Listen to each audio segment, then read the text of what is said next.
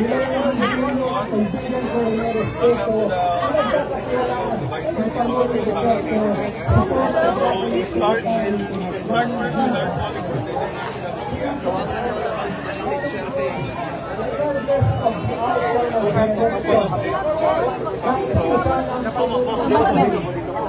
microphone sana medyo babaan ng konti. Go ahead, sir.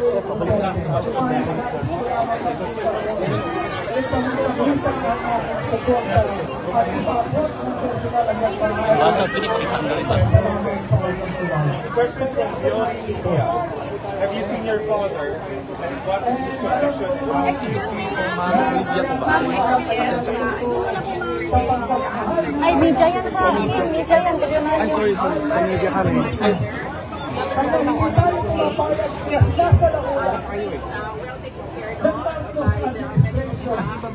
Pakiano lang po dito, kung masyadong i-over lang po kasi nakikita, no? Pwede naman i-zoom in yan.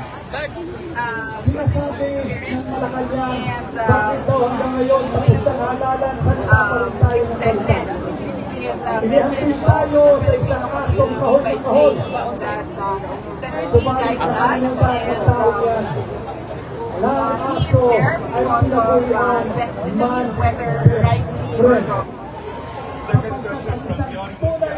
Both of you or who had your father's affairs reside. How much rent do you have that your father is reside? Well, we still give our trust to judges and court. However, we have seen reports early on from the year 2020 about tampering of witness by investigators and the Republic of the Philippines, and that criminalizing the part. We wrote the Prime Minister's time as the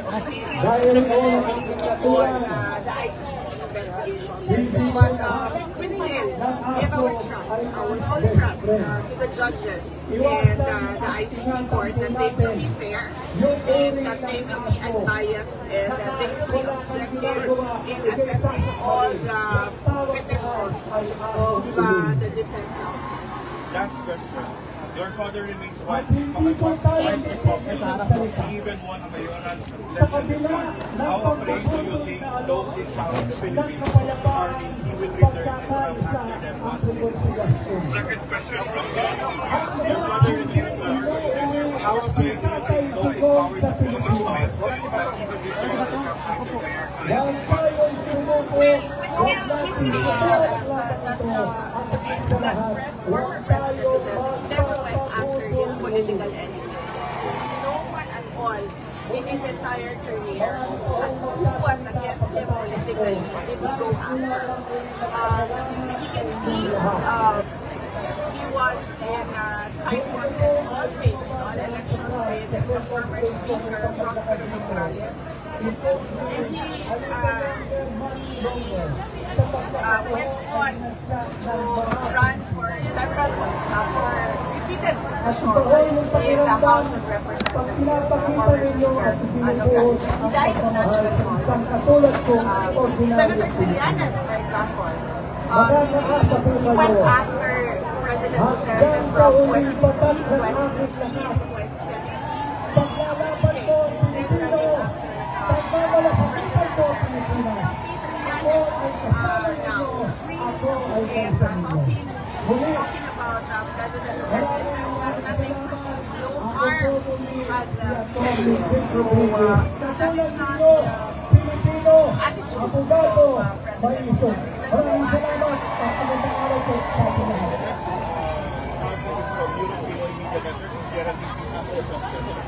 What is your message to the leaders of our country and to the Filipino people? What is your message to the leaders of our country and to the Filipino worldwide? Yes. To our kababayans worldwide, first off, we thank them for their participation in the overseas absentee voting and we thank them for supporting and of course, we thank them for their support, their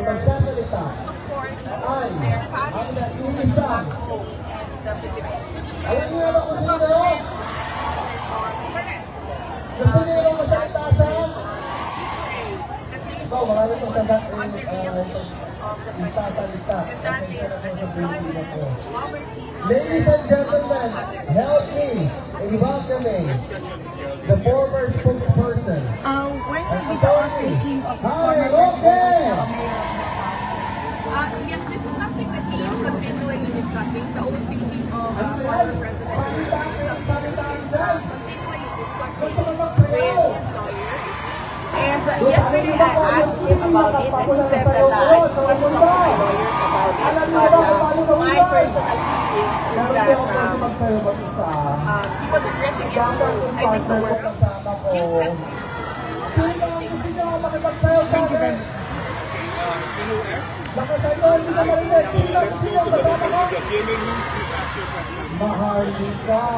Ma'am, matanong lang po, may napili po ba kayong legal team o defense lawyers para sa impeachment trial?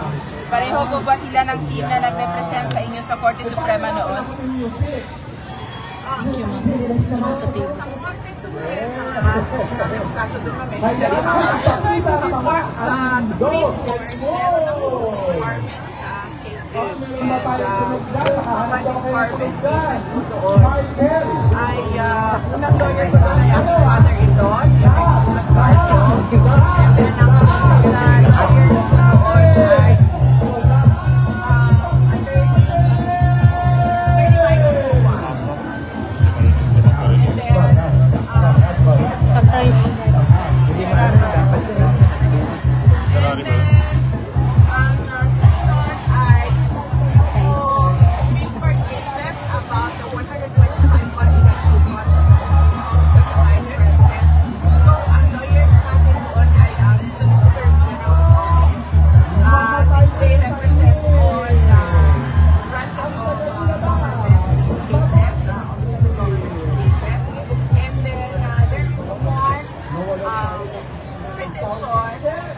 questioning the constitutionality of the articles of impeachment and lawyers there are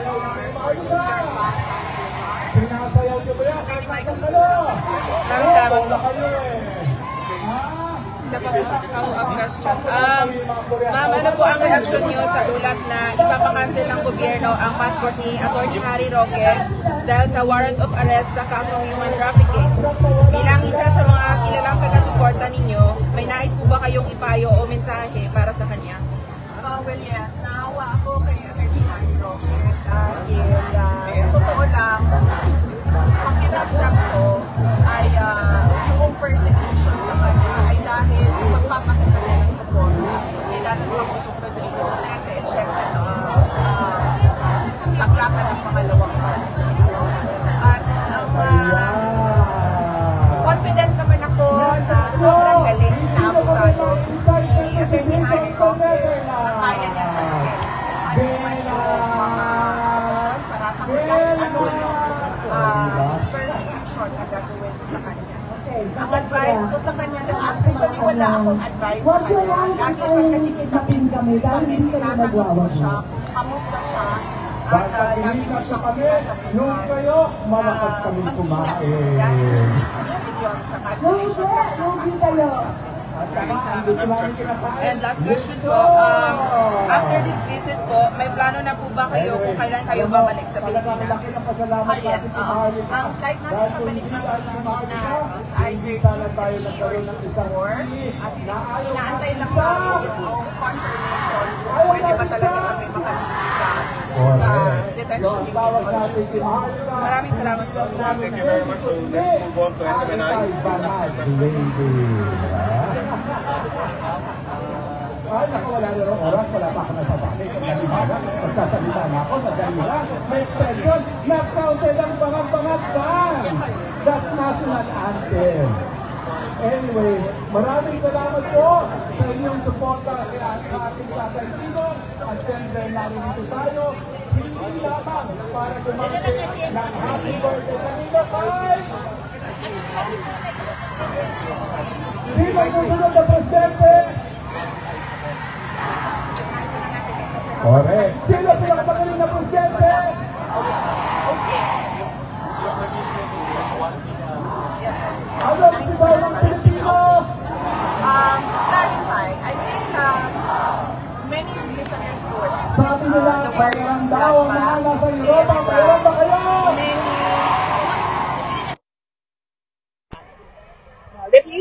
understand what it meant.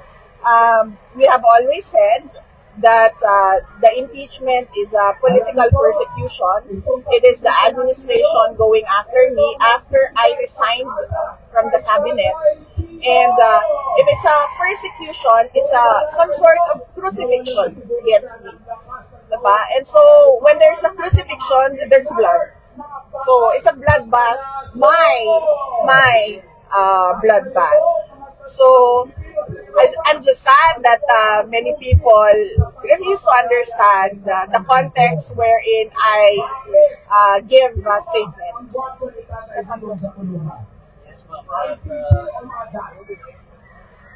What should the public expect during the trial and your personal thought? How are you preparing yourself emotionally and mentally for what lies ahead? Okay.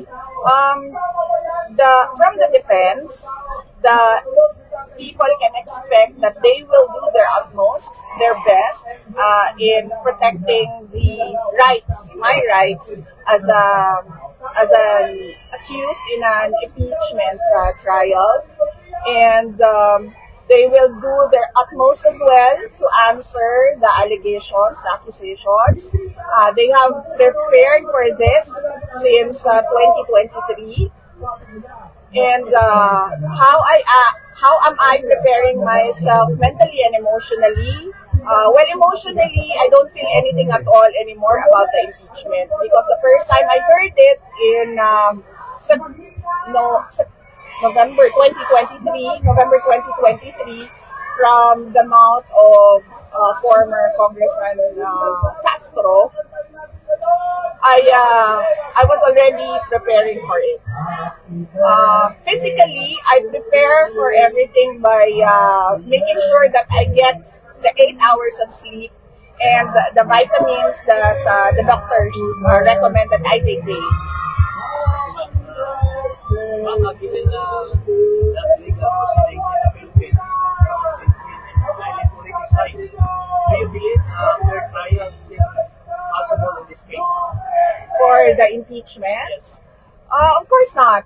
We already saw that they were trying to fish evidence from the budget hearing. As we heard former Congresswoman Kimbo say, let's stick to our plan. So there was already a plan of fishing evidence from that budget hearing. And when they failed to get evidence from the budget hearing, they proceeded to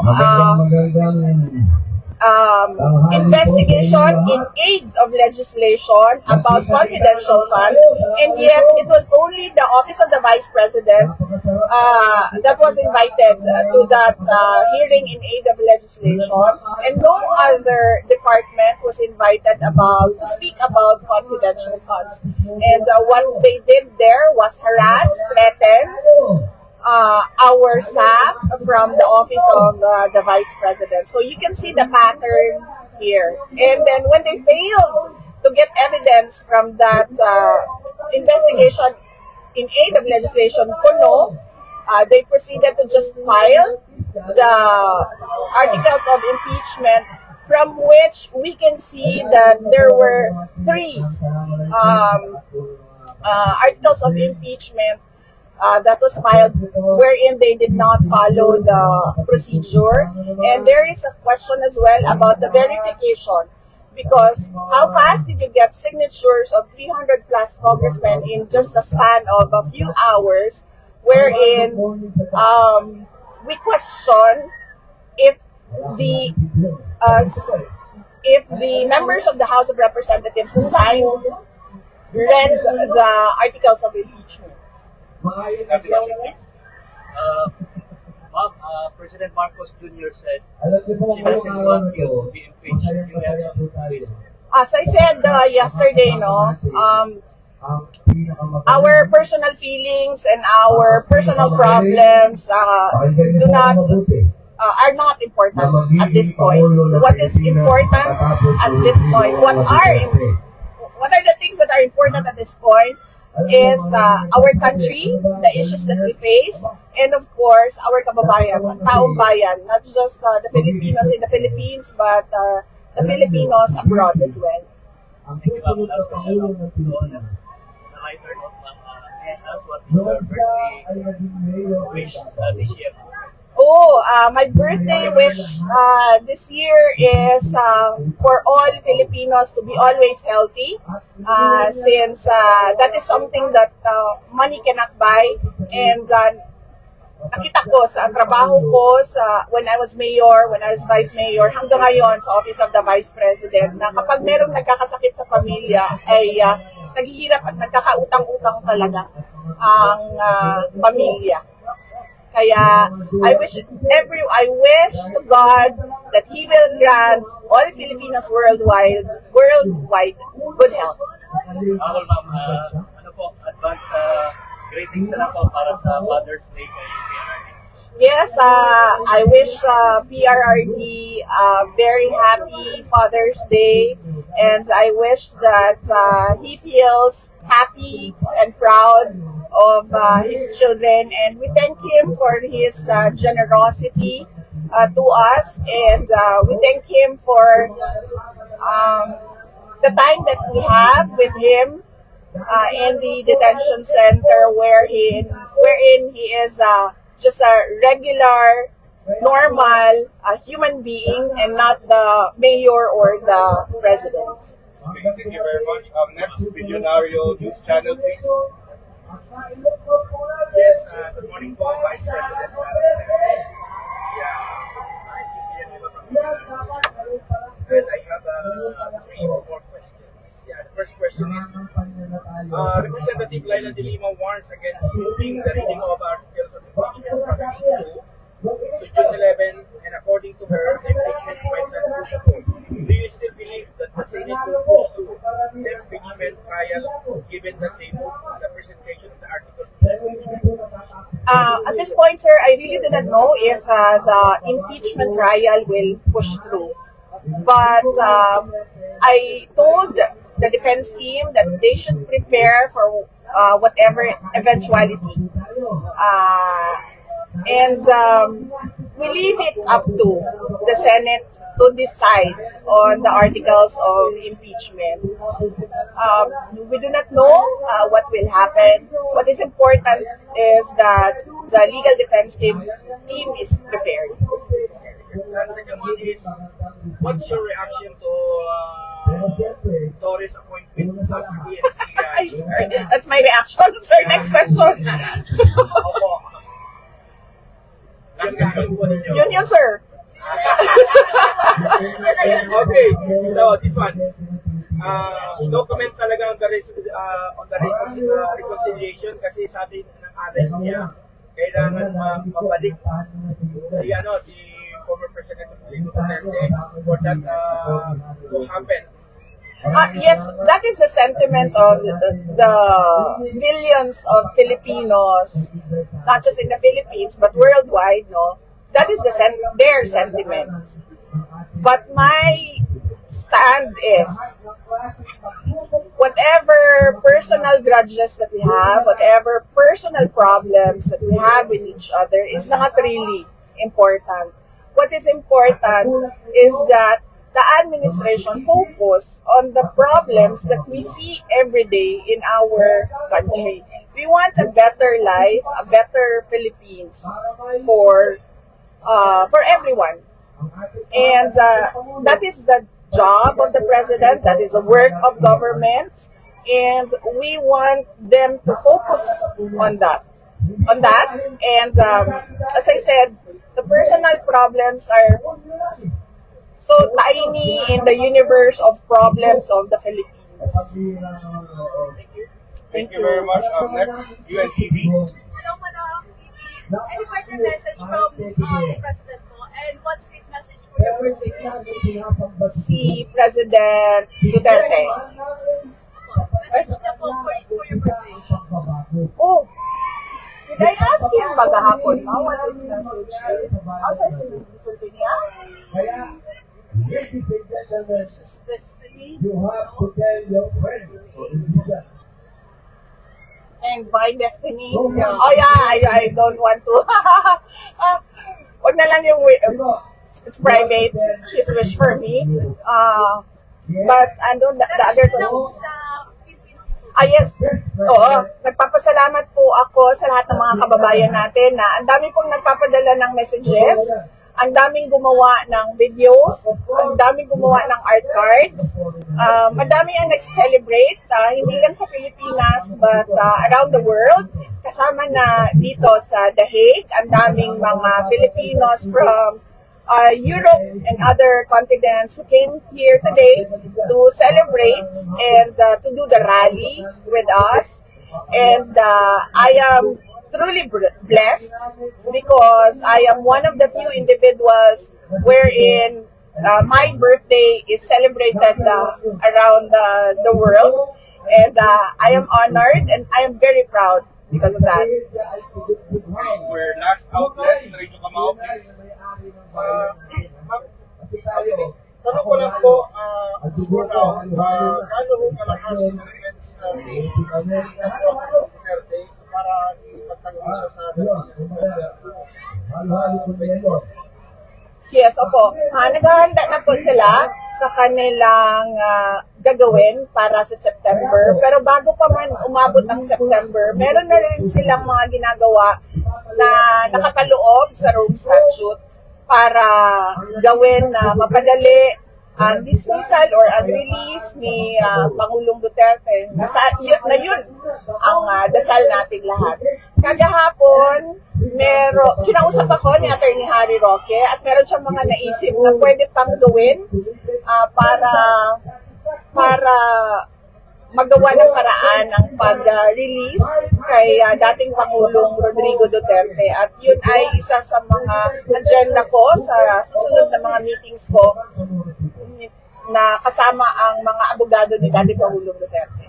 So ma'am, dahil nasa hotseat ngayon, kayo ni Senator Marcos na kayo pa rin kasama pa natin. So ano yung masasabi ko sa mga ibang Duterte supporters na hindi kayo sa pabor doon sa pagkasama nila? Oo, hindi ko na pinipilit sa mga Duterte supporters mo dahil alam ko at nararamdaman ko kung ano yung nararamdaman nila.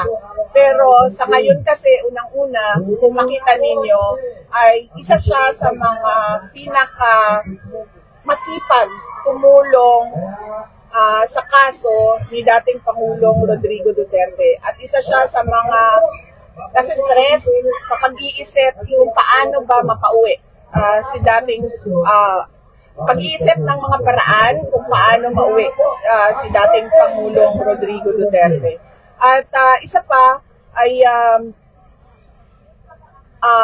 yung personal ko, no? Siyempre, kung ikaw may kapatid na presidente or kahit naman, kahit hindi kayo mga public officials, na kapag meron kayong hindi pinagkakasunduan ng kapatid mo, ay malungkot yun.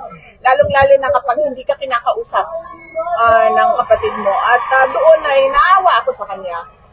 Kaya parang, kumbaga, okay, sige, kung hindi ka man kausapin ng kapatid mo or hindi mo kausapin yung kapatid mo, pwede mo, you have a friend in the office of the Vice President. Parang gano'n. Ito po, meron na bang mga nakasamang kaso doon sa parang sa kuya natin na doon sa pagkakaalis kay pagkikap kay dating Pangulong Rodrigo Duterte? Isa yon sa mga tulong ni Senator Amy, no, sa dating Pangulong Rodrigo Duterte. Noong ginawa niya ang hearing, ay lumabas doon na nagsabuatan talaga sila sa paghila, pagkidnap, pagdukot kay dating Pangulong Duterte sa Pilipinas at hinatid siya dito sa The Hague. At merong chairperson's report na sinabit niya sa ombudsman na kami ay nagdadasal na sana ay maakyat or ma-file na yung mga cases dyan sa ombudsman doon sa mga tao na kaparte o kasama sa illegal na pagkuha kay dating Pangulong Rodrigo Duterte. Yes, oo po. Nagpapasalamat ako sa lahat ng mga kababayan natin sa kanilang well wishes sa kanilang mga regalo, sa kanilang mga pagdarasal. At sana ay kayo din ay mabiyayaan noong lahat ng wish ninyo sa akin ay sana ibigay din sa inyo ng ating may kapal. Thank you very much. That ends the press interview. Thank you. So, for the media, if you want to have a photo, group photo with the Vice President, please do so. Ganyan na lang sir, tapos dito ko para naka-arrange na kayo eh. For those who want to take photos, maroon ka na lang.